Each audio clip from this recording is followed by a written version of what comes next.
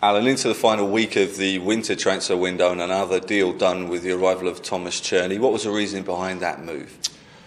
Well, it was a position that we'd always wanted to try and strengthen in, especially with Mark just being really the recognised, goalkeeper. We had young Clayton who had been on the bench up to now, but we just felt as if we needed a bit more experience in that position, just in case anything happens. Clayton's got a good future ahead of him, but we wanted to be mindful that we didn't want to throw him in at the deep end and it could knock him back. So it's a position that I'm really happy that Thomas has come in, and he'll provide stiff competition to Mark for the #1 spot, and I'm delighted that he's took the opportunity to come here, and I think he's really excited to have signed. Everything about the move seems right, doesn't it? He's obviously got a great reputation here. He wanted to come back to Scotland, and we needed another goalkeeper, so it ticks all the boxes. Yeah, it does. It's a win-win situation for all of us. Obviously, Thomas has come back from abroad. I think it was in Greece, and his wife's from Scotland, and they were keen to come back to Scotland. So it's great, and he's happy that everything's been finalised. He knows the size of the club. I think he's delighted.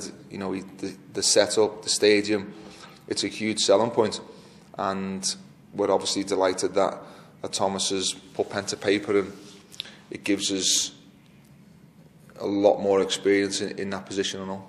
Rewinding quickly, if we can, to Dumfries. To what extent do you feel that was one of our most satisfying results of the season so far, to go to a place like Palmerston Park, come away with the points and a clean sheet? I was, to be honest, in a way, I was more pleased with the result than what I was for the Rangers game. I took a lot of satisfaction from the game. I thought it was a real statement to come away with 3 points. It gives us that bit of breathing space, and then suddenly, obviously, to hear of the result afterwards that Falkirk had gained, it was even more significant.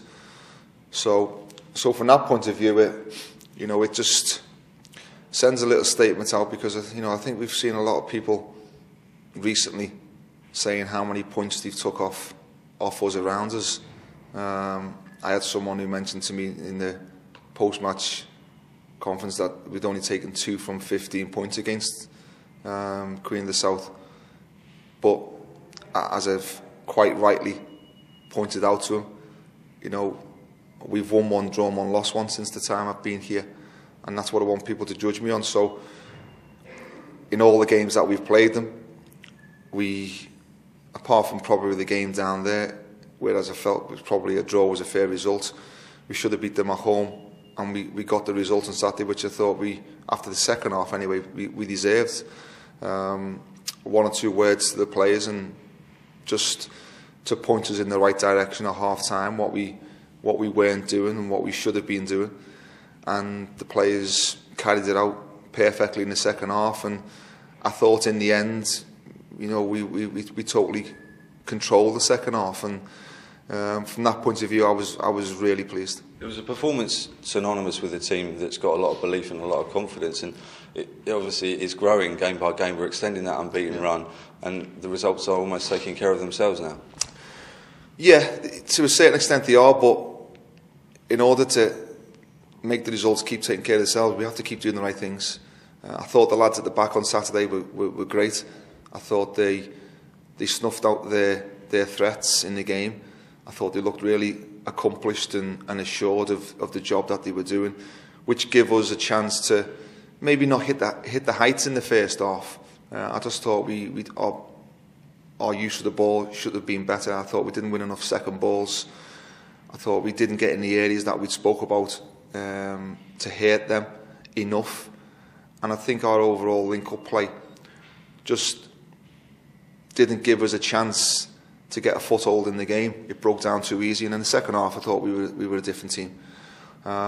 They need to keep working hard, you know, in order to stay where we are and keep moving upwards and keep pulling away from the teams behind us.